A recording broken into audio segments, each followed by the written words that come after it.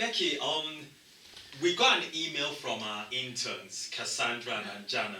And one of the questions they asked, which really baffled me, and we need to tell Mark about this, was they were asking about stigma in hip-hop, particularly hip-hop lyrics, the hip-hop culture. I'm just wondering about your views, because, man, I've got my own views about it. Yeah. So what do you think? What would you say? I think that these days it's a lot more easy to be able to express yourself. Okay. There's so many reasons why, but, it's okay to not be okay. We've got the J. Cole stuff. Absolutely. And, I think a lot of artists are now able to, express themselves and their vulnerabilities. True. Absolutely. So back in the day, it was kind of like all about distributing and being kind of, I suppose, in control and everything like that, and really having a game plan. But now, these days, I think it's just you can express your vulnerability, and it's much more open. No, I mean, Becky, I would agree with you, because one of the things was I had to cast my mind back to how hip hop, back in the day, hip hop was about aspirations. You couldn't show vulnerabilities. It was this macho image. But even in the culture, if we look at hip-hop lyrics way back, I mean, we had things like Ghetto Boys, My Mind is Playing Tricks on Me. And that was revolutionary because it did portray things like hallucinations and psychosis and delusions. Now, what's interesting, Scarface, shout out to Ghetto Boys and to Scarface. Scarface has been a mental health advocate, you understand? But also remember DMX. I mean, what's up?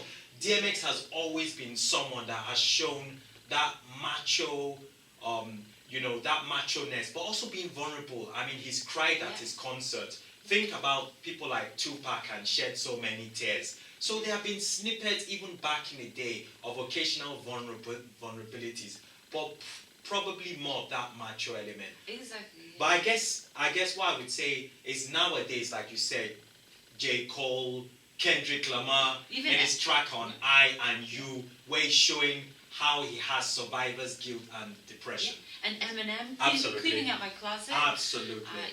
Angel Hayes, looking at her version of that. And just being okay to talk about, childhood maltreatment, sexual abuse.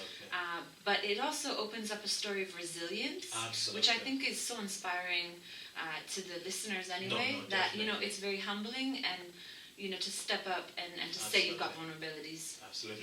And I think the great thing, Becky, is there's been debate recently. So I don't know if you were following the incident with where pro-era Joey Badass had some beef with Troy Ave. Now, what was interesting was Troy Ave, let's just say, made what appeared to be ill-informed statements about Capital Stills, who was with pro-era, who unfortunately committed suicide. But what I was really encouraged by was he was challenged by people like Styles P. Yeah. He was challenged by Royce the 5'9". And I think all of a sudden, hip-hop seems to be embracing it. Yeah. Could more be done? Because it's not all rosy, it's not all positive.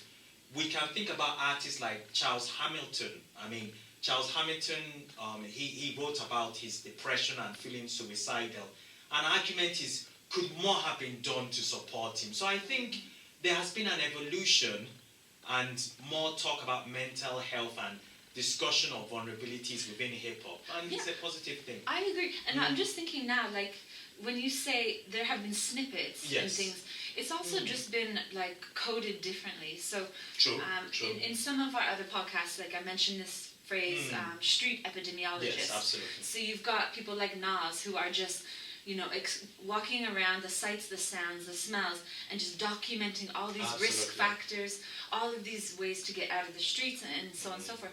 So I think like they have been doing it, but this is much more of an open, obvious way of just a cry for help kind of thing, or more of like an explicit way to say. But what about Mano? I mean, that's a truck both of us love, all the above.